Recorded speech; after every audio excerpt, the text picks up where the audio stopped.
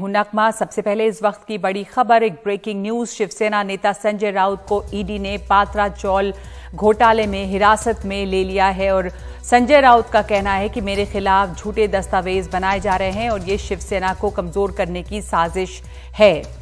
लेकिन ये पात्रा चौल घोटाले का मामला है और सुबह से ही ईडी की टीम संजय राउत के घर पे मौजूद थी और पूछताछ कर रही थी।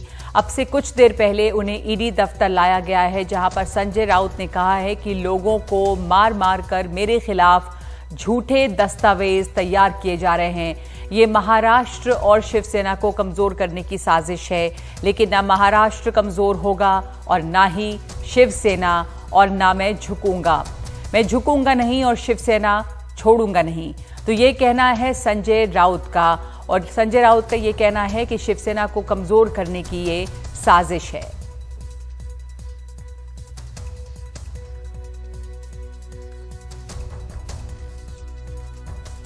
मेरे खिलाफ जिस प्रकार से झूठी कार्रवाई, झूठे कागज, झूठे एविडेंस लोगों को मार मार कर पीट कर बनाए जा रहे हैं, ये सिर्फ महाराष्ट्र को कमजोर करने के लिए, शिवसेना को कमजोर करने के लिए। लेकिन शिवसेना कमजोर नहीं होगी, महाराष्ट्र कमजोर नहीं होगा। दूसरी बात, संजय राऊत झुकेगा नाही, ना पार्टी छोडेगा ना शिवसेना छोडेगा। सर, एकंदरीत पाहायला गेलं तर शिंदे गटामध्ये जे गेलेले आहेत त्यांच्यावर कारवाई नाही झाली, मात्र तुमच्यावर झालेली खुशी जताई है। संजय शिरसाट ने खुशी जताई है, क्या कहेंगे? नाही, पेढे वाटा। महाराष्ट्र कमजोर होतोय, पेढे वाटा, पेढे बरं का। महाराष्ट्रावर हल्ले होत आहेत, पेढे वाटा। अरे बेशरम लोक आहेत तुम्ही, लाज वाटली पाहिजे तुम्हाला। इस पूरे मामले में शिवसेना प्रमुख उद्धव ठाकरे ने कहा है कि सुबह से संजय राउत के घर पर ईडी के मेहमान आकर बैठे हैं। ये मराठा लोगों को समाप्त करने की साजिश है, शिवसेना को समाप्त करने की कोशिश है, क्योंकि शिवसेना मराठी हिंदू लोगों की आवाज उठाती है। संजय राउत को आज गिरफ्तार करने की तैयारी है। बहुत बेशर्मी से ये सब कुछ किया जा रहा है, एक तरीके से दमन की नीति से ये किया जा रहा है।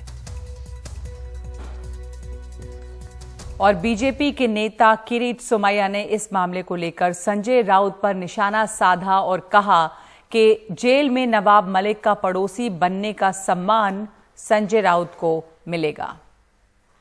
Mafia police commissioner Sanjay Pandey के पश्चात अब माफिया नेता संजय राउत पुलिस की गिरफ्त में। गोरेगांव पत्राचार 1200 करोड़ का घोटाला, वसई नायगांव 2000 करोड़ का घोटाला, अलीबाग में जमीन, दादर मुंबई में फ्लैट, विदेश प्रवास, दुबई में संजय राउत किससे मिले थे, ये सब चीजें जब बाहर आएगी तो मुझे विश्वास है आर्थर रोड जेल में नवाब मलिक के पड़ोसी बनने का सम्मान संजय राउत को मिलेगा। तो इस वक्त हमारे साथ फोन लाइन पे जुड़ रहे हैं मेरे सहयोगी सोहित मिश्रा, जो ईडी दफ्तर के सामने मौजूद हैं, और सुनील सिंह हमारे साथ हैं। सोहित, वहां पे आपको ईडी दफ्तर से इस वक्त क्या अपडेट आप हमें दे सकते हैं? वहां पर पहुंच चुके हैं संजय राउत, उन्होंने बातचीत भी की, कुछ पत्रकारों से कहा कि वो झुकेंगे नहीं और ये शिवसेना को खत्म करने की और तोड़ने की साजिश है, लेकिन वो शिवसेना को तोड़ेंगे नहीं। ये तस्वीरें हम देख रहे हैं संजय राउत की, वो कैसे उतर के कुछ विजयी मुद्रा में नजर आ रहे हैं। तो क्या वहां पे पूरा हलचल रही है वहां, और इस समय आपके पास क्या और ताजा जानकारी है? संजय राउत ईडी दफ्तर के अंदर मौजूद हैं। ईडी अधिकारी जो उनके साथ पहले उनके घर पर मौजूद थे, वो उनके साथ अब ईडी दफ्तर में आगे की पूछताछ करने वाले हैं। उन्हें सम्मन देकर बुलाया गया। दूसरी बात, ईडी के जो दफ्तर है वहां पर आने वाले लगभग सभी रोडों को बंद कर दिया गया है, वहां पर सुरक्षा बढ़ाई गई है। ईडी के अधिकारी या जो पुलिस है वो भी नहीं चाहती है कि लॉ एंड ऑर्डर बिगड़े, और जिस तरह से शिवसेना के कार्यकर्ता सुबह से ही संजय राउत के घर के बाहर आक्रामक थे, वो ईडी दफ्तर न आए, इसकी भी पूरी तैयारी की जा रही है। और ये सारी चीजों को देखते हुए ही अब संजय राउत को यहाँ पर लाया गया है। और अब जिस तरह से संजय राउत खुद कह रहे हैं कि ये मुझे गिरफ्तार करने की तैयारी कर रहे हैं और मैं खुद गिरफ्तार होने को तैयार हूँ, तो संजय राउत भी कहीं ना कहीं एक मन बना चुके हैं कि शायद उन्हें गिरफ्तार किया जा सकता है। ये उन्हें भी शायद पता हो, क्योंकि 9 घंटे से ज्यादा समय तक घर पर पूछताछ के बाद संजय राउत अब ईडी के दफ्तर पहुंचे हुए हैं, उन्हें वहां पर समन कर बुलाया गया है। लेकिन उनके तेवर अगर आप देखेंगे तो ठीक उसी तरह से हैं जिस तरह से पहले भी थे। वो गाड़ी के ऊपर जब घर से निकले तब गाड़ी के सनरूफ पर बाहर आते हैं और वेव करते हैं अपने कार्यकर्ताओं को, और जिस तरह से बार बार वो अपनी बातों को रखते हुए नजर आ रहे हैं, वो चाहे ईडी दफ्तर के बाहर हो। तो संजय राउत भी अब फिलहाल आक्रामक होते हुए दिख रहे हैं। सुबह भी जब ईडी के अधिकारी आए हुए थे तब भी 5 ट्वीट्स उन्होंने की थी। पत्राचाल का ये पूरा मामला है, और उस पूरे मामले में जिस तरह से हमने देखा, फरवरी में संजय राउत के करीबी हैं प्रवीण राउत, उनको गिरफ्तार किया गया और बाद में एक 83 लाख रुपए का ट्रांजैक्शन मिला है। प्रवीण राउत का आरोप है कि पत्राचाल के रीडेवलपमेंट के नाम पर वो और उनके कुछ साथियों ने 1100 करोड़ का एक घोटाला किया है, और उसमें से 83 लाख रुपए की एक जो ट्रांजैक्शन है वो देखा गया है। जो वर्षा राउत, जो संजय राउत की वाइफ है, उनके नाम पर अलीबाग में लैंड पार्सल्स खरीदे गए हैं, और यही आरोप है कि जो गलत पैसा था, यानी जो फ्रॉड का पैसा था, उसके ही जरिए ये खरीदा गया है। और इसी आरोप पर आपने पहले देखा होगा कि फरवरी में पहले वर्षा राउत को भी समन किया गया था, बाद में करीबन 11 करोड़ के प्रॉपर्टीज को भी ईडी ने जब्त किया था। संजय राउत से 1 जुलाई को करीबन 10 घंटे तक पूछताछ हुई। 20 और 27 जुलाई को वो पहुंचे नहीं, उन्होंने कहा कि वो व्यस्त हैं, 7 अगस्त के बाद पहुंचेंगे। और अब संजय राउत जब पहुंचे हैं, उनके पहुंचने से पहले उनके घर पर ही ईडी के अधिकारी आ गए। 9 घंटों तक घर पर पूछताछ हुई। अब उन्हें अपने साथ ईडी दफ्तर लेकर गए हैं कड़ी सुरक्षा के बीच, और अब उनसे ईडी दफ्तर में आगे की पूछताछ की जाएगी। जी, अब सुनील सिंह भी हमारे साथ मौजूद हैं, एसोसिएट एडिटर हमारे। सुनील, आपको जो संजय राउत इस समय ईडी के दफ्तर में उनसे पूछताछ हो रही है, ये पत्राचाल मामले में पूछताछ है, लेकिन पहले इन्होंने ये कहा, ऐलान भी किया कि हिम्मत है तो ईडी मुझे पकड़ के ले जाए। कहीं कुछ ऐसा लगता है कि इनके जो बयान आते रहे हैं या जो बयानबाजी रही है संजय राउत की, वो भी इनकी मुश्किल बढ़ाती है। बिल्कुल निगमा, देखिए ये सर्वविदित है कि संजय राउत के ऊपर आज जो भी संकट आया है उसके पीछे बहुत कुछ योगदान उनके अपने बयानों का और उनके अपने तेवर का है। दरअसल हम इस घटना को न देखते हुए सत्ता परिवर्तन की भी बात भी देखें तो एकनाथ शिंदे गुट के ज्यादातर नेताओं का भी यही कहना है कि जो भी शिवसेना पे संकट आया है या हम अगर अलग होने के लिए कहीं न कहीं मजबूर हुए हैं, तो उसमें एक जो है भूमिका संजय राउत की सुबह सुबह के बयानों की भी है, जो कि कुछ भी बोलते हैं और बोलने के पहले सोचते नहीं है, और उसका असर क्या होता है वो इसका कुछ उनको ज्ञान नहीं होता है। तो स्वाभाविक तौर पर जो ये संकट आया है उसमें उनकी अपनी बयानबाजी बहुत बड़ा एक कारण जरूर है, लेकिन सिर्फ बयान के आधार पर ही ये इतनी बड़ी कार्रवाई हो गई और उनके खिलाफ इस नौबत हो गई कि आज उन्हें हिरासत में लेकर ईडी दफ्तर लाया गया है, ये कहना थोड़ा सा बेमानी होगा।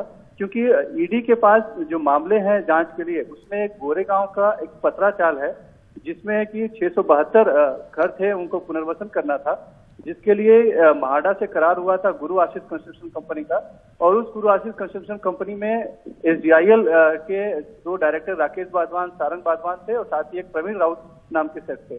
तो ये जो कंपनी है गुरु आशीष कंपनी ने, इन्होंने जो FSI थी जो लोगों को देनी चाहिए थी घर बनाकर, वो FSI उन्होंने बेच दी 9 बिल्डरों को, और इससे लगभग जो 1083 करोड़ के करीब जो पैसे कमाए, उसमें से जो प्रवीण राउत के हिस्से में 100 करोड़ आया था, उसमें से जो बड़ी रकम संजय राउत के पास गई है, ऐसा एक आरोप है। और ऐसा ही एक जो घोटाला है वो वसई में जमीन कंस्ट्रक्शन का था, वसई विरार का, उसमें भी इसी तरह के पैसे जो है घुमाए गए हैं, यानी मनी लॉन्ड्रिंग की गई है।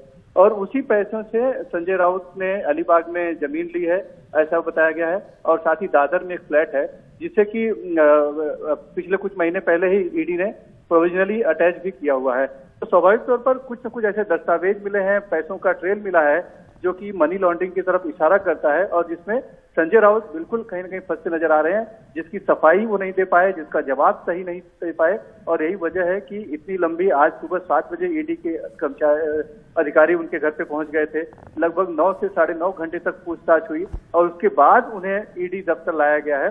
तो ये मामला उतना सिर्फ राजनीतिक न होते हुए जरूर उनके पास सबूत होंगे, दस्तावेजी सबूत है, और कहीं न कहीं इसमें घिरते नजर आ रहे हैं, इसीलिए कार्रवाई की जा रही है। लेकिन हाँ, इससे हम मना नहीं कर सकते कि ये जो कार्रवाई हुई है, जिस तरह का आरोप लग रहा है कि राजनीतिक बदले की भावना से की जा रही है, शिवसेना को समाप्त करने के लिए सब कुछ बीजेपी ये एजेंसियों का इस्तेमाल करेंगे। ये सब में आरोप में भी कहीं न कहीं तथ्य है। और अपना संजय राउत का अपना बयानबाजी बीजेपी को हमेशा से निशाने पर रखना, बीजेपी के नेताओं के निशाने पर रखना, तो वो साफ तौर पर दर्शाता है कि उसकी भी अपनी बड़ी भूमिका है कि आज जो संजय राउत के साथ हो रहा है वो। जी धन्यवाद आपका। सुनील, हमारे साथ दो मेहमान, दो वरिष्ठ पत्रकार भी मौजूद हैं, रवि किरण देशमुख हैं और एस बालाकृष्णन हैं। आपने सुना अभी हमारे सहयोगियों को अभी जो हो रहा है वो, और उसके पीछे एक वजह, जैसे सुनील भी बता रहे थे कि उनकी बयानबाजी जो संजय राउत की है वो एक बड़ी वजह तो है ही, लेकिन इससे इनकार नहीं किया जा सकता कि इनके खिलाफ में जो मामले हैं उसमें कुछ कागजात, कुछ सबूत तो होंगे ही, जिसकी वजह से ये कार्रवाई हो रही है। लेकिन रवि किरण जी, ये संजय राउत का आरोप है कि ये तमाम झूठे दस्तावेज बनाए गए हैं मेरे खिलाफ, लोगों को मार मार कर मेरे खिलाफ बयान दिलवाए जा रहे हैं। जाहिर है कि कुछ पुख्ता सबूत, कुछ कागजात इनके खिलाफ होंगे। कितना बड़ा घोटाला है ये पात्रा चौल घोटाला, इसमें संजय राउत तो फंसे ही हैं, पर अब जो पहले से ही शिवसेना इस वक्त डाउन एंड आउट है और झेल रही है, सरकार उनकी गई, और उनकी कितनी मुश्किल और उनके ऊपर किस तरह का शिकंजा कसता है अब इस मामले से। देखिए, शिवसेना तो काफी बचावात्मक रूप में जाएगी अभी, क्योंकि शिवसेना के जो पक्ष प्रमुख है उद्धव ठाकरे, उनके लिए ही संजय राउत सारी बातें करते थे। हम देखते हैं दिल्ली में भी या किसी भी पॉलिटिकल पार्टी में पार्टी का चीफ हमेशा मीडिया के सामने आकर बयानबाजी तो नहीं करता। उनका प्रवक्ता जो होता है सबसे खास वही मीडिया के सामने उनकी तरफ से बात करता है। तो संजय राउत हमने देखा है, दिल्ली में हो या मुंबई में हो, नेशनल मीडिया हो या स्टेट मीडिया हो, हमेशा ठाकरे परिवार के लिए बात करते रहे हमेशा। तो जाहिर है कि अब उनके ऊपर शिकंजा कसता जा रहा है, तो शिवसेना को काफी बचावात्मक भूमिका में जाना पड़ेगा। उनके सामने कई राजनीतिक कठिनाइयों का सामना करना अभी बाकी है। और ये आज की जो कार्रवाई है ईडी की, इससे साफ ये होता है कि अब देखिए ठाकरे परिवार के नजदीक ये मामला जा रहा है।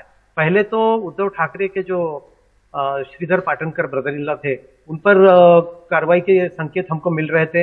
ये बीच में ही रुक गई या कहीं चल रही होगी जांच, तो उसका पता नहीं हमें। लेकिन उसके बाद संजय राउत को हाथ लगाना, इसका मतलब जाहिर है कि ईडी की कार्रवाई उद्धव ठाकरे के परिवार के काफी निकट जाती दिखाई दे रही है, और उनको राजनीतिक संकट का सामना करना, इसके सिवाय उनके हाथ में अभी कोई तो आप कह रहे हैं कि राजनीतिक संकट जो है वो और बढ़ रहा है ठाकरे परिवार का, और ये जो परेशानियां हैं, जो शिकंजा जकड़ रहा है, वो और ज्यादा करीब आ रहा है ठाकरे परिवार के। तो एस बालाकृष्णन, आपको क्या लगता है कि संजय राउत के बयानों के बारे में भी मेरे सहयोगी सुनील भी ये बता रहे थे कि शिवसेना कैंप के बहुत सारे लोगों का ये कहना, जो अब चले गए शिंदे कैंप में, कि जो संजय राउत के बयान रहे हैं हर दिन के, वो बहुत ज्यादा सोच कर नहीं बोलते, और उसकी वजह, वो भी एक बड़ी वजह रही है जो ये लोग शिवसेना का एक धड़ा जो है वो अलग हो गया, उसकी एक बड़ी वजह संजय राउत भी रहे हैं। तो संजय राउत अगर इस तरह का नुकसान पहुंचा रहे थे, तो क्या लगता है आपको कि ठाकरे परिवार की या उद्धव ठाकरे की क्या मजबूरी रही है कि अभी भी वो उनका बचाव करते दिखते हैं, या फिर अगर संजय राउत की वजह से इतनी मुश्किल है तो उन्हें अलग थलग नहीं किया जाता? अब इतना बड़ा घोटाला जो है उसका आरोप उनके सर पे है, तो क्या लगता है आपको इस पर? देखिए नगमा जी, शिवसेना में दो व्यक्ति हैं जो उद्धव ठाकरे उनके परिवार के बहुत ही निकट हैं। एक है मिलिंद नार्वेकर और दूसरा है संजय राउत। तो वो इस परिवार के बारे में काफी सारी चीज वो जानते हैं, जो भी ट्रांसैक्शंस हुआ, डिसीजंस हुआ, उसमें वो खुद सहभागी रहे। तो पूरा का पूरा जो अंदर की बात कहते हैं, तो Sanjay Raut is a man who knows too much, वो एक बात है। और दूसरी बात, एकनाथ शिंदे का गठ जो है, उन्होंने बहुत ही गंभीर आरोप लगाया संजय राउत के ऊपर कि वो शरद पवार के कहने के ऊपर काम करता है, और शरद पवार चाहता है कि शिवसेना कमजोर हो, इसके लिए वो संजय राउत को इस्तेमाल करते रहे। आप देखिए, पिछले बार जब ईडी ने समन्स किया संजय राउत को, तो अगले दिन सुबह के पहले फ्लाइट में शरद पवार दिल्ली गए, नरेंद्र मोदी साहब से मिले, और उसने ये दरख्वास्त किया कि संजय राउत के ऊपर कोई कार्रवाई न हो। उसके बाद ईडी ने कुछ महीनों के लिए छुप बैठा, लेकिन अभी हालात टोटली बदल चुका है महाराष्ट्र में, और शरद पवार खुद कंप्लीटली साइडलाइन हो गए, तो वो भी कुछ इनके बचाव नहीं कर पा रहे। और आज जो अरेस्ट हुआ संजय राउत, ये सही माने उद्धव ठाकरे के लिए बहुत बड़ा संकेत है केंद्र सरकार की तरफ से कि आप जरा मेहरबानी करके आप लाइन में आइए। आप जो ये आपका जो तेवर जो है टोटली नेगेटिव ऑब्स्ट्रक्टिव तेवर जो है ये ज्यादा दिन नहीं चलेगा, और अगर संजय राउत को वो लोग अरेस्ट कर सकते हैं तो कल उद्धव ठाकरे के खिलाफ भी कुछ फाइल वो लोग खोल सकते हैं।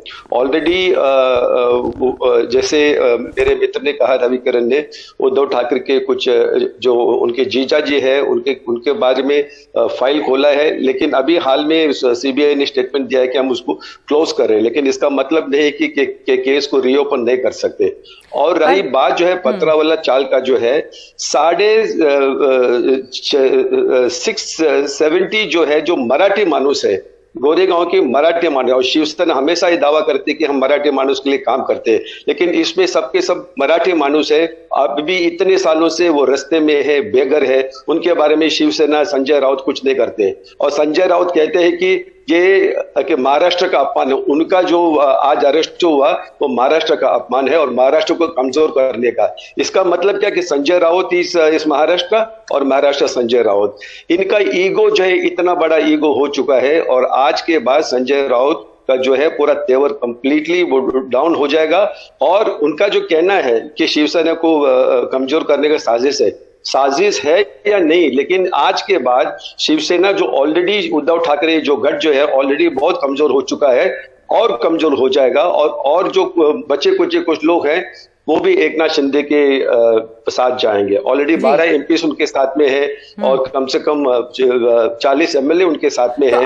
और आने वाले दिन तो अभी जो कार्रवाई हुई है, आप ये कह रहे हैं कि इसमें चाहे शिवसेना की तरफ से कई बयान आ रहे हों कि ये शिवसेना को कमजोर करने की कोशिश है, महाराष्ट्र इससे कमजोर होगा, लेकिन महाराष्ट्र में, और आप तमाम लोग जैसा बता रहे हैं, आप दोनों वरिष्ठ पत्रकार, महाराष्ट्र में संजय राउत या जो उद्धव ठाकरे की शिवसेना है उसके खिलाफ आप कह रहे हैं कि इस समय काफी एक सेंटिमेंट हो गया, पहले से ही कमजोर है उद्धव कैंप जो है, और अब और लोग जो हैं वो खिसक रहे हैं, खिसकेंगे इसके बाद, क्योंकि घोटाला तो है और इसमें मराठी मानुस इन्वॉल्व हैं, उनके लिए कुछ किया नहीं अभी तक ये शिवसेना ने। तो इसमें रविकिरण जी ये कहना दुरुस्त नहीं होगा, वो कितना भी आरोप लगाएं, आपको लगता है कि इससे लोग जो हैं वो कन्विंस नहीं होंगे कि ये सेंट्रल गवर्नमेंट की कार्रवाई है और वो एजेंसियों को इस्तेमाल करके विरोधियों के ऊपर हमला कर रही है? क्या आपको लगता है कि इस तरह का अगर हल्ला गुल्ला ये लोग करते हैं तो इस बात के ऊपर कोई इस बात को मानेगा कि हाँ ये बदले की भावना से ही सिर्फ कार्रवाई की जा रही है? क्योंकि जो अब तक सुनने में समझने में आ रहा है, खास करके संजय राउत के खिलाफ लोगों की सेंटिमेंट है, जो पत्रकार हैं वो भी ये समझ रहे हैं कि इन्होंने कैसे इनका ईगो बहुत ज्यादा बड़ा हो गया और किस तरह की इन्होंने नुकसान पहुंचाया है शिवसेना उद्धव कैंप को। देखिए नगमा जी, ऐसा है कि इसमें दो महत्वपूर्ण अंग है। एक तो है राजनीतिक दल अपने फायदे की बातें लोगों के सामने लाना चाहते हैं, तो जो कार्रवाई राजनीतिक दृष्टिकोण से की जा रही है उसका राजनीतिक फायदा भाजपा को कितना होगा, ये एक एंगल हो गया। लेकिन एक पत्रकार के रूप में मैं इतना कहना चाहूंगा, बालकृष्णन मुझे करेक्ट भी कर सकते हैं। देखिए कम से कम 12 साल से मैं पत्राचाल की बात सुनते आ रहा हूँ और मैंने रिपोर्टिंग भी की है, मैंने काफी बार देखा है ये। इसका जो महत्वपूर्ण अंग है मैं आपको बता दूं, जैसे थोड़ा सा उन्होंने बताया था बालाजी ने कि कम से कम 600-700 परिवार है, मराठी परिवार उसमें रहते हैं गोरेगांव में। ये बड़ी जमीन है, बहुत ही प्राइम लोकेशन है। मैं 2008-9 से इसके बारे में सुनता आ रहा था। आज तक किसी राजनीतिक दल ने, और आज भी मैं नहीं सुन रहा हूं कि ये मामला जहां तक ईडी पूछताछ कर रही है, क्या संजय राउत के पीछे इस मामले में जाना नहीं चाहता है? कोई भी केंद्र की संस्था या राज्य की संस्था इस मामले में डीप में नहीं जाना चाहती है क्या? क्योंकि जब तक प्रशासन का रोल क्या रहा, उस समय कौन सी गवर्नमेंट थी जिस गवर्नमेंट ने प्रवीण राउत को काम दिया, जिस गवर्नमेंट ने, जिस माड़ा के प्रशासन ने इस सिफारिश को मंजूर किया कि इसका काम प्रवीण राउत को दिया जाए और प्रवीण राउत के रूप में संजय राउत ने इसका फायदा उठाया, क्या इस एंगल को कोई नहीं छुएगा? क्योंकि इस मामले में भाजपा अगर राजनीतिक फायदा उठाना चाहती है, चाहे वो उठा भी सकेगी, क्योंकि आज उनके हाथ में केंद्र की सरकार है, सारी इन्वेस्टिगेटिव एजेंसीज उनके साथ में है। लेकिन उससे आगे भी बहुत बड़ी दुनिया है। पत्राचाल के निवासी जो लोग आज भी तरस रहे हैं, हमको घर नहीं मिल रहे, क्या कोई ठोस कार्रवाई इस बारे में करने की भाषा केंद्र करता है या राज्य सरकार करती है? दोनों नहीं कर रहे हैं आज इसमें। दोनों डीप में नहीं जाना चाहते हैं कि पत्राचाल का काम किस बलबूते पर प्रवीण राउत की कंपनी को मिला, क्यों दिया गया, क्या क्राइटेरिया उन्होंने लगाया, और ये काम अगर रुका हुआ है तो उसका जिम्मेवार कौन है? क्या कोई राजनीतिक नेता अकेला जिम्मेवार होता है? नहीं, प्रशासन का रोल बहुत इंपॉर्टेंट है। जैसे हमारे संविधान भी कहता है कि कार्यपालिका, न्यायपालिका और संसद, 3 अंगों चलते हैं, हमारे सारा देश चलता है। तो क्या आप एडमिनिस्ट्रेशन को कहीं जिम्मेदार नहीं ठहराओगे कि क्यों पत्राचाल का मामला ये पीछे पीछे जाता रहा और क्यों प्रवीण राउत को ये काम मिलता रहा? नगमा जी, और थोड़ा समय लेता हूं आपका। दूसरा एंगल है, देखिए दादर में कोहिनूर मिल है, बहुत ही प्राइम लोकेशन है, शिवसेना भवन के सामने कोहिनूर मिल थी। कोहिनूर मिल को IL&FS कंपनी और कुछ पॉलिटिकल नेताओं ने मिलकर उस जमीन को लिया और वहां पे बड़े बड़े मॉल बनवाए, बड़ा काम किया, ऐसा मामला भी सामने आया। बीच में ईडी की एक नोटिस राज ठाकरे को भी मिली थी और वो भी ईडी के सामने पेश भी हुए थे।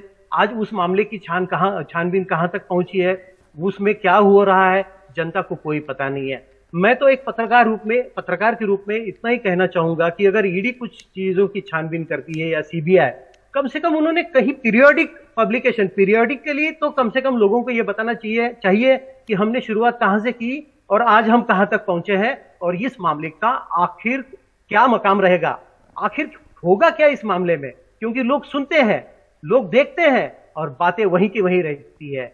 ये मुझे कहने का मेरा उद्देश्य। जी, आपने सही कहा। और दूसरी ये कि इसमें ये भी जानना जरूरी है कि इसमें 600 से ज्यादा, करीब 672 विस्थापित लोग हैं ये पात्राचौल मामले में, तो उनके भी भविष्य का सवाल है। और लंबे समय से ये मामला चला आ रहा है जिसमें अब ईडी की पूछताछ हो रही है और संजय राउत पे शिकंजा कसा है।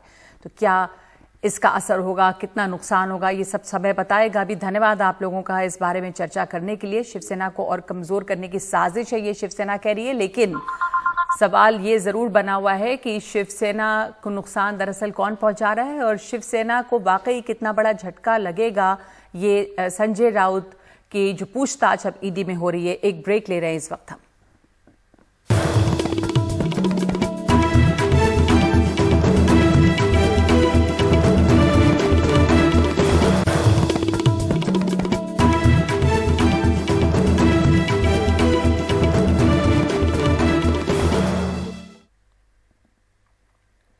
पश्चिम बंगाल के हावड़ा में भारी मात्रा में कैश मिलने का मामला सामने आया है। पश्चिम बंगाल सरकार ने CID को ये जांच सौंप दी है और झारखंड कांग्रेस के 3 विधायकों को गिरफ्तार किया गया है। पुलिस ने इस मामले में कुल 5 लोगों की गिरफ्तारी की है। गिरफ्तार किए गए तीनों विधायक कांग्रेस से निलंबित किए जा चुके हैं। विधायकों के नाम है इरफान अंसारी, राजेश कच्छप और नमन बिक्सल।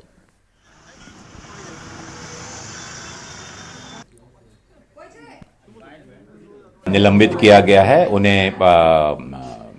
पार्टी से जब तक कि उनके ऊपर कार्रवाई बाकी चलती है तब तक उन्हें निलंबित किया है कांग्रेस अध्यक्ष। जिन्हें आप ऑपरेशन लोटस कह रहे हैं, उस ऑपरेशन निगरानी रखने की जरूरत है। जैसा कि हमारे मीडिया प्रमुख ने कहा कि अभी ऑपरेशन लोटस नहीं, अब देश में ऑपरेशन कीचड़ नाम से जाना जाएगा। इसमें जो जानकारी मिली है उसके आधार पर ये 3 ही लोग फ्रंट में थे जिनके ऊपर में कार्रवाई की गई। आगे भी अगर कोई जानकारी मिलती है तो उस पर कार्रवाई की। आपने या पार्टी ने पहले क्यों नहीं कार्रवाई की? अभी तो मैं उसकी छानबीन करके तो अभी लौट ही रहा हूँ। छानबीन शुरू है, अभी भी पूरी नहीं हुई है क्योंकि ये गुप्त मतदान होता है। इसमें स्वाभाविक है कि किसी फेस वैल्यू पे इसको माना नहीं जा सकता, जबकि कोई उसका टेक्निकल आधार और बाकी जो चीजें हैं चर्चा की है उसके विस्तार में खोजबीन हमने की है। माननीय CLP और PCC भी इस पर अपनी रिपोर्ट सादर कर रहे हैं। सरकार पूर्ण रूप से कोई आदरणीय KC वेणुगोपाल जी को इस बात से अवगत कराया है और तत्पश्चात सस्पेंशन की कार्रवाई हुई है। हम समझते हैं कि जो ये हुआ है निश्चित रूप से लोकतंत्र के लिए खतरे की घंटी है। ऐसे लोगों को जल्द से जल्द दंडित किया जाए। जो लोग इस खरीद बिक्री खरीद फरोख्त में शामिल हैं उन पर हम लोगों ने FIR किया है। निश्चित रूप से कार्रवाई बहुत जल्द होने की हम लोग संभावना व्यक्त करते हैं। आपका तय करना पड़ेगा जो देने वाला कौन और लेने वाला कौन। अगर इसी तरह देने वाला लेने वाला चलेगा तो इस देश में लोकतंत्र जो है नीचे और जाएगी। लोकतंत्र नाम की कोई चीज नहीं रहेगी। और पार्टी की ओर से 3 विधायक को जो है तत्काल सस्पेंशन किया जाता है। छानबीन हम लोग कर रहे हैं अगर और भी कुछ आएगा तो उस पर भी हम लोग लेखा जोखा लेंगे और उसके जवाब के बाद अगर पार्टी चाहती है कि अगर इस तरह का लोक संलिप्तता पाई जाती है तो उसको भी निष्कासित भी किया जा सकता है। कांग्रेस के मीडिया प्रभारी जयराम रमेश ने इतनी बड़ी बरामदगी पर ट्वीट किया है। उन्होंने लिखा है कि झारखंड में भाजपा का ऑपरेशन लोटस हावड़ा में बेनकाब हो गया। दिल्ली में हम दो का गेम प्लान झारखंड में वही करने का है जो उन्होंने महाराष्ट्र में एकनाथ देवेंद्र की जोड़ी से करवाया।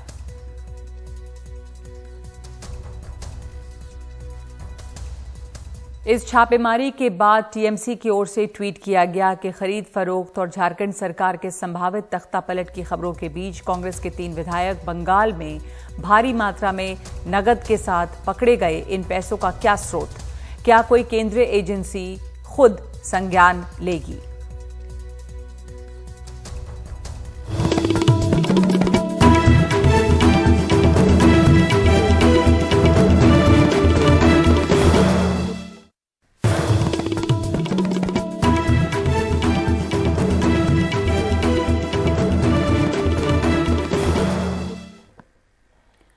रायपुर में ऑल इंडिया प्रोफेशनल कांग्रेस के सम्मेलन में आरबीआई के पूर्व गवर्नर रघुराम राजन ने भी हिस्सा लिया। एनडीटीवी से बात करते हुए रघुराम राजन ने कहा कि देश में रोजगार के अवसर पैदा करने की नीति पर काम करने की जरूरत है।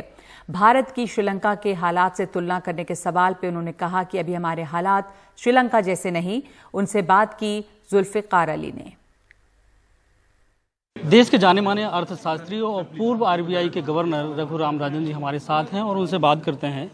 सर, देश के जिस तरीके के मौजूदा हालात हैं उसको लेकर यहाँ पे मंथन भी चला, कल आपने बात रखी, बहुसंख्यक बात की, तो क्या लगता है कि जो चीज़ें देश में चल रही हैं वो देश हित में है या नहीं? नहीं, हित मतलब क्राइसिस, मेरे ख्याल में अगर वो भारत के अर्थशास्त्र को देखते हैं अभी तो काफ़ी बड़ा प्रॉब्लम उसमें रोज़गार की प्रॉब्लम है और रोज़गारी को बढ़ाना है। और कैसे बढ़ाएं, ये तो नीति कौन सी नीतियाँ इस्तेमाल करते हैं इसमें, ये तो हमारा सबसे बड़ा क्वेश्चन है। मेरे ख्याल में एक तो इंफ्रास्ट्रक्चर को बढ़ा सकते हैं, एक तो एम्प्लॉयमेंट एंटरप्रेन्योरशिप से बढ़ा सकते हैं। अगर काफ़ी सारे छोटे छोटे फर्म्स आ जाते हैं तो वो भी रोज़गारी पैदा करते हैं। और एक जो हमारे बड़े फर्म्स हैं वो अगर जॉब्स क्रिएट करते हैं तो रोज़गारी बढ़ेगी। तो मेरे ख्याल में अभी अर्थशास्त्र का सबसे बड़ा प्रॉब्लम रोज़गारी है। उसको कैसे बढ़ाएं उस पे हमें सोचना है और पॉलिसीज क्रिएट करके इम्प्लीमेंट करना है। माइनॉरिटी को लेकर एक आपने बात कही थी कि माइनॉरिटी को सप्रेस करते हैं तो डिवीज़न होगा। ज़रूर डिवीज़न होगा। अगर किसी को सप्रेस करते हो तो वो क्या ऐसे ही लेंगे? तो ये अर्थव्यवस्था के लिए कितना घातक है? अर्थव्यवस्था के लिए बड़ी प्रॉब्लम हो सकती है। अगर यहाँ राइट हो, वहाँ प्रोटेस्ट हो, तो मेरे ख्याल में एक तो इकोनॉमी के लिए ग्रोथ चाहिए और जनरल देश के लिए कम्युनल हार्मनी चाहिए। और अगर कम्युनल हार्मनी न हो तो वो अर्थव्यवस्था को भी अफेक्ट कर सकती है। एक आखिरी सवाल, सोशल मीडिया में ये चर्चा चल रही है कि जिस तरीके के देश के हालात बने हुए हैं और श्रीलंका की बात आती है कि भारत की भी तुलना श्रीलंका से की जा रही है कि अगर इस तरीके से चलता रहा, सोशल मीडिया में इस तरीके के कंटेंट हैं तो श्रीलंका बन जाएगा, ऐसा कुछ आपको नज़र आता है? अभी तो हम श्रीलंका से दूर हैं और दूर रहना चाहिए, क्योंकि उस रास्ते पे अगर चलेंगे तो बड़ा खतरनाक हो सकता है। कौन सा रास्ता के बारे में बात कर रहा हूँ? उन्होंने तमिल्स को सप्रेस करने की कोशिश की 1980s में और उसके बाद सिविल वॉर हुआ श्रीलंका में और सिविल वॉर के बाद उनका अर्थशास्त्र भी नीचे चला गया। तो ये जो पॉलिसीज़ हैं इनके कॉन्सिक्वेंसेस हैं और कॉन्सिक्वेंसेस अच्छे नहीं हो सकते हैं, काफ़ी बुरे कॉन्सिक्वेंसेस हो सकते हैं। इसलिए जो मैंने पहले कहा, कम्युनल हार्मनी चाहिए देश में, और अगर कम्युनल हार्मनी हो तो हम आगे बढ़ सकते हैं, काफ़ी आगे बढ़ सकते हैं। Thank you. रघुराम राजन जी का कहना है कि हमें कम्युनल हार्मनी होगी तो अर्थव्यवस्था भी और बेहतर होगी। रायपुर से जुल्फिकार अली, एनडीटीवी इंडिया के लिए। भारत थाईलैंड के साथ कूटनीतिक संबंधों के 75 साल पूरे होने का जश्न मना रहा है। इसके लिए बैंकॉक में नॉर्थ ईस्ट इंडिया समारोह का आयोजन किया गया है। इसका मकसद उत्तर पूर्व के राज्यों में व्यापार और पर्यटन को बढ़ाना है। बैंकॉक से संवाददाता रत्नदीप चौधरी की ये रिपोर्ट। भारत और थाईलैंड अपने कूटनीतिक संबंधों के 75 ईयर्स मना रहा है और इसके चलते भारत और थाईलैंड दोनों देश ही बहुत सारे कार्यक्रम कर रहे हैं। और बैंकॉक, जो कि थाईलैंड की राजधानी है, बैंकॉक में आज से 2 दिन का उत्तर पूर्व समारोह नॉर्थ ईस्ट फेस्टिवल शुरू हो चुका है।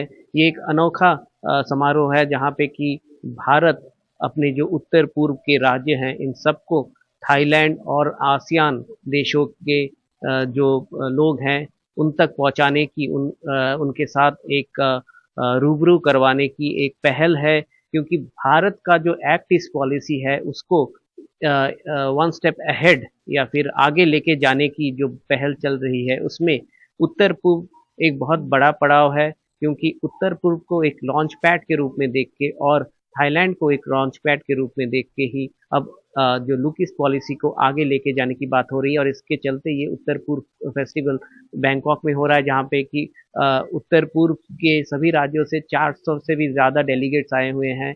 इसमें सिर्फ ट्रेड या कॉमर्स या फिर टूरिज्म के ऊपर ही बात नहीं होगी, जो कि एक बहुत बड़ा पहलू रहा है भारत और थाईलैंड के निजी संबंधों में, मगर इसके साथ पीपल टू पीपल कनेक्ट के ऊपर भी जोर दिया गया है। क्योंकि उत्तर पूर्व में ऐसे भी बहुत एथनिक ग्रुप्स हैं, कम्युनिटीज़ हैं जिनका की रहन सहन और उनके जो फेस्टिवल्स हैं, कस्टम्स हैं, रिचुअल्स हैं, वो बहुत काफ़ी मिलती है थाईलैंड के लोगों के साथ। तो ये जो हिस्टोरिकल कनेक्ट है इसको स्ट्रेंथन करके किस तरह से पीपल टू पीपल कॉन्टैक्ट को बढ़ावा देके एक्ट ईस्ट पॉलिसी को आगे लिया जाए, इसकी ही एक पहल, एक नींव रखी गई है।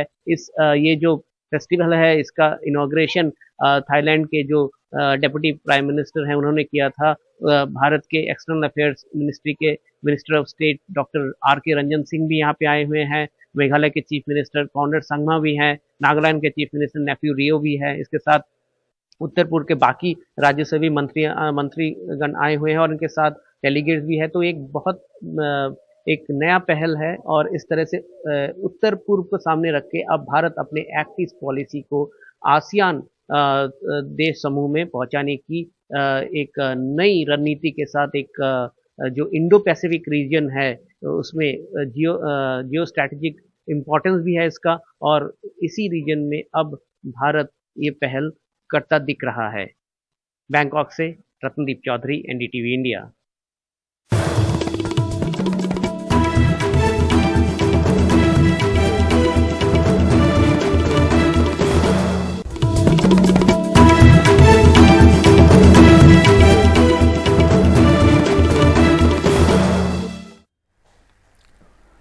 कॉमनवेल्थ में भारत को दूसरा गोल्ड मिला है। जेरेमी लालरिनुंगा ने ये गोल्ड मेडल जीता है। कुल 300 किलोग्राम वजन उठाकर ये गोल्ड उन्होंने जीता। कॉमनवेल्थ खेलों का एक नया रिकॉर्ड बनाया है। गोल्ड मेडल विजेता जेरेमी लालरिनुंगा से बात की है हमारे स्पोर्ट्स एडिटर विमल मोहन ने।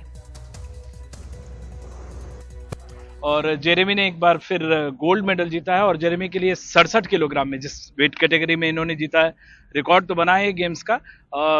इनके लिए 67 में एक तरह से आपका सबसे बड़ा मेडल है ये। 67 में हाँ सबसे बड़ा मेडल है जी। और इस गोल्ड के लिए जैसे अभी बता रहे थे कि वॉलपेपर आपने लगाया हुआ। हाँ जी, जैसे ही ट्विटर में रिलीज हुआ था मेडल का और मैंने उसको तुरंत डाउनलोड करके बस वॉलपेपर में ही रख दिया मैंने कि मुझे ये वाला चाहिए, इसके लिए मेहनत करना है, तो बस वही भगवान का कृपा से। लेकिन मेरे आपके कोच से बातचीत हो रही थी तो उन्होंने आपके लिए 165 का टारगेट रखा था। वार्मिंग अप में गड़बड़ हो गया था, मेरा मसल क्रैम्प हो गया था, पुल हो गया था, इसकी वजह से चल भी नहीं पा रहा था। इसलिए वार्मिंग अप भी नहीं किया मैंने अच्छा से, नॉर्मल वार्मिंग अप किया था 140 kg तक, और सीधा स्टेज में मतलब वेट जो मुझे दिया था उसको कम करा के बस गोल किले को साहब ने बहुत दिमाग लगा के दिया था मुझे। लेकिन वेट 160 के लिए भी जब गेम्स रिकॉर्ड के लिए आए तो आप लिम्प कर रहे थे, लंगड़े होके चल रहे थे। हाँ जी, कुछ तो उधर से जहाँ वार्मिंग अप हॉल से उठा के आए मुझे वो स्टेज तक। आप पूरी तरह फिट नहीं थे? नहीं सर, 160 में भी पूरा मतलब जोश था, ताकत था, लेकिन सपोर्ट नहीं दिया मेरा बॉडी ने, तो हाँ जी। अच्छा, आपके फादर स्टेट लेवल पे बॉक्सिंग करते हैं, उन सब से फायदा हुआ? पूरे फैमिली में भी एक स्पोर्ट कल्चर आया? हाँ जी, पापा का खून से ही है, मतलब पूरा गेम, कोई भी हमारा मतलब हमारा फैमिली में सभी गेम लगभग खेलते हैं सभी। हाँ जी, मम्मी छोड़ के। और मम्मी ने प्रे किया इसके मम्मी प्रे करता है बहुत।